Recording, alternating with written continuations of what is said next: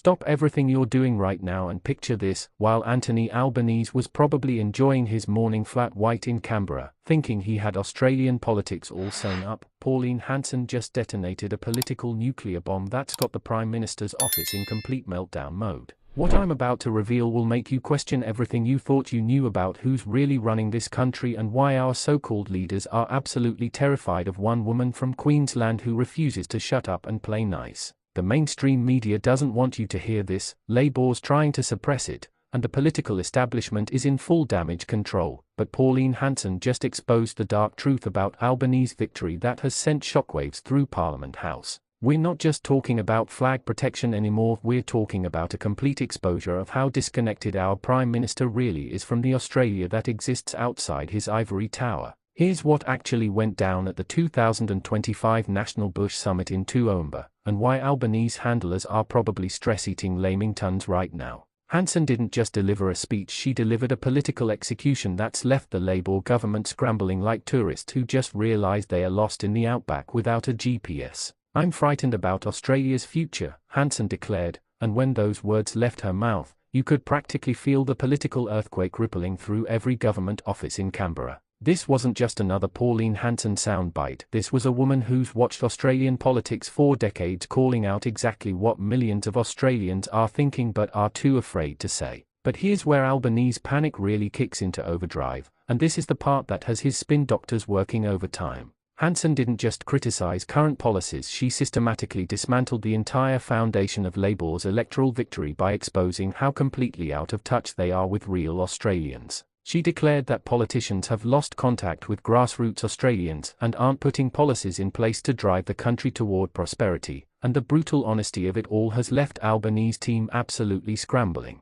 Let me tell you why this matters more than every other political story you'll hear this week. While Albanese was busy glad-handing international leaders and making promises about climate targets that ordinary Australians will have to pay for, Hanson was building a coalition of forgotten voters who feel like political orphans in their own country. The woman who's been written off by every political expert just proved she understands Australian sentiment better than the man who actually won the last election. The timing of Hanson's devastating assessment couldn't be more perfect if she'd hired a team of political strategists with crystal balls. Regional Australia is in crisis, housing affordability is a joke that stopped being funny, and grocery prices are climbing faster than a huntsman spider up your bathroom wall. While Albanese's been focused on looking prime ministerial for international photo ops, Hanson's been documenting exactly how his policies are failing real Australians in real time. Here's the explosive part that has Labor's inner circle in absolute chaos. Hanson's flag protection crusade isn't just about patriotic symbolism, it's a masterclass in political positioning that's exposed how weak Albanese's connection to Australian values really is. While the Prime Minister struggles to articulate what modern Australian identity even means,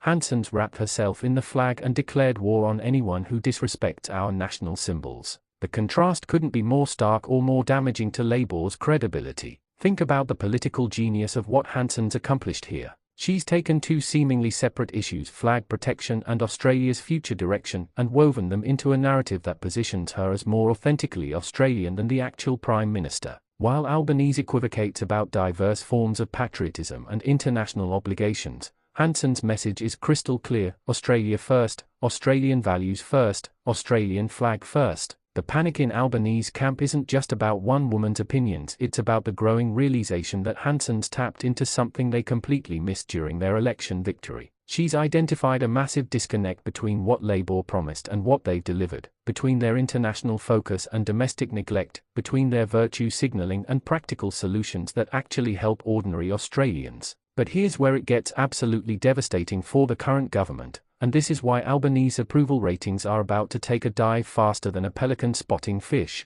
Hanson's frank assessment wasn't delivered in some partisan echo chamber, it was delivered at a summit focused on regional Australia, surrounded by farmers, small business owners, and community leaders who've been waiting for someone, anyone, to acknowledge their struggles. "It's not the country I grew up in," Hanson declared, and those 8 words contain more political dynamite than anything Albanese said in months of carefully crafted speeches. Because here's the thing, millions of Australians feel exactly the same way, but they've been told by politicians and media elites that feeling nostalgic about Australia's past makes them somehow problematic or backwards. The dark truth that Hansen exposed isn't just about policy failures, it's about a complete betrayal of the social contract between Australian politicians and the people who elect them. While Albanese campaigns on unity and bringing people together, Hansen's pointing out that his version of unity seems to exclude anyone who doesn't live in inner-city electorates or work in professional services. What's driving Albanese absolutely mental is how Hansen's managed to position herself as the voice of authentic Australia while he struggles to connect with voters outside his comfort zone.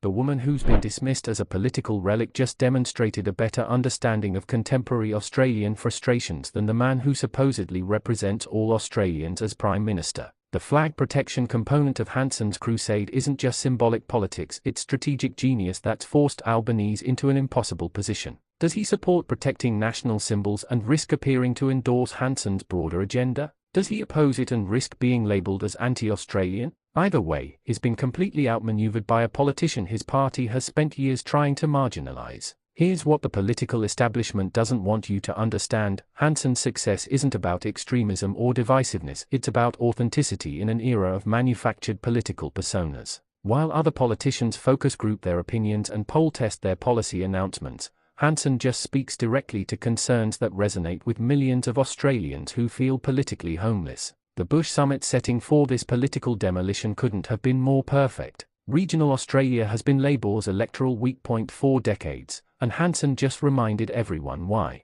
While Albanese talks about renewable energy transitions, rural Australians worry about keeping their power on. While he discusses multicultural harmony, small towns deal with the practical challenges of rapid demographic change without adequate government support. But the most damaging aspect of Hansen's assessment isn't what she said, it's how obviously correct she is about political disconnection from grassroots concerns. When housing costs force young Australians to live with their parents until their 30s, when small businesses struggle with red tape and rising costs, when farmers battle both climate challenges and government bureaucracy, Hansen's criticisms land with devastating accuracy. The panic in Labor's ranks isn't just about immediate political damage, it's about the long-term implications of having their electoral coalition exposed as artificially constructed rather than organically developed. Hansen's reminded everyone that winning elections and governing effectively are two completely different skills, and Albanese's team is discovering they are much better at the former than the latter. What makes Hansen's political positioning so brilliant is how she's managed to combine legitimate policy critiques with emotional appeals that resonate across traditional party lines.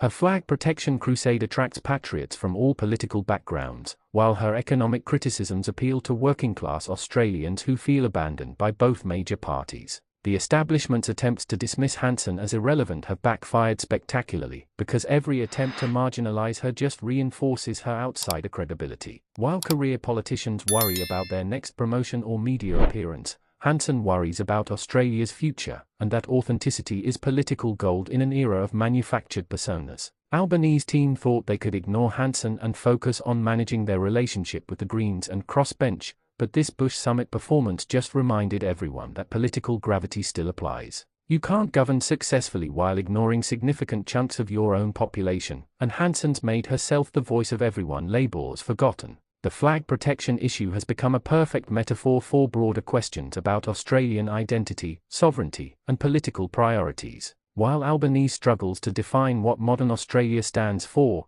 Hansen's planted her flag firmly in defense of traditional symbols and values, forcing everyone else to define themselves in relation to her position. This isn't just another political controversy that'll fade after a news cycle, this is a fundamental challenge to Labor's governing legitimacy that'll haunt them until the next election. Hansen's exposed the gap between their electoral promises and governing reality, between their international focus and domestic neglect, between their progressive rhetoric and practical policy failures that hurt ordinary Australians every single day. If you thought tonight's story was wild, trust me, what happens next will blow your mind. So don't stop now. Click on the video right here on your screen to continue the chaos, the drama, and the inside scoop only we deliver. And if you haven't already, hit that subscribe button, give this video a like, and join the Australian News CC family where the real stories come to life. See you in the next one.